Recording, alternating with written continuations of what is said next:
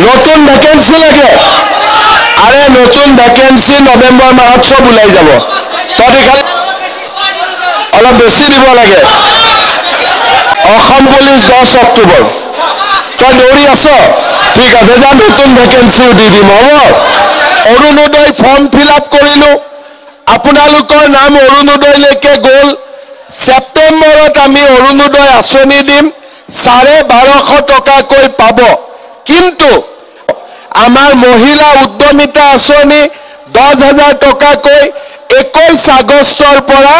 আমি বিতৰণ আৰম্ভ কৰিম মহিলা উদ্যমিতা আঁচনিও সকলোৱে পাই যাব নিযুত মইনা আঁচনি কলেজত যদি আমাৰ ছোৱালী পঢ়ে হায়াৰ সেকেন্ডাৰীত 1,000 টকা ডিগ্ৰীত 1250 টকা কলেজত 2,500 টকা তাৰ মানে ছোৱালীৰ পঢ়াৰ দায়িত্বও আমাৰ ওপৰত থাকিলে নিযুত মইনা আঁচনি আৰম্ভ হ'ব এইবাৰ যিবিলাকে মেট্ৰিক পৰীক্ষা দিব সেই ক্যান্ডিডেট বিলাকক অক্টোবৰ মাহৰ পৰা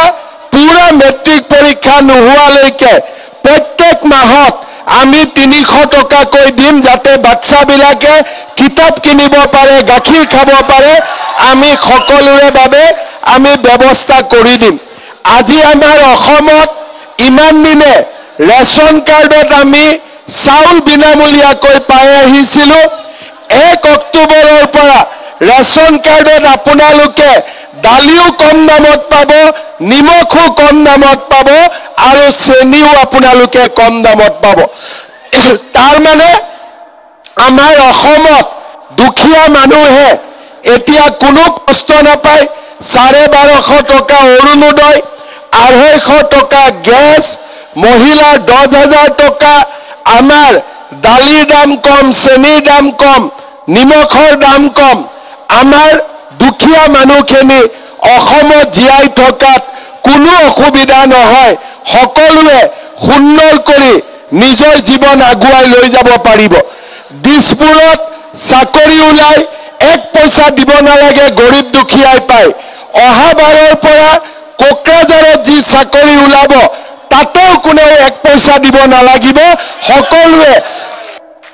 সকলো জাতি জনগোষ্ঠীয়ে বিনা পইচাত দিছপুৰৰো চাকৰি পাব কোকৰাঝাৰৰো চাকৰি পাব তাৰ ব্যৱস্থাও আমি কৰিম সেই প্ৰতিশ্ৰুতিও মই আজি আপোনালোকক দি থৈ গলো অনলাইন হ'ব লাগিব শ্ৰদ্ধা ৰাইজ আপোনালোকক মই এটাই কথা কম যে সকলোৱে নাগৰিজুলিত যোৱাবাৰো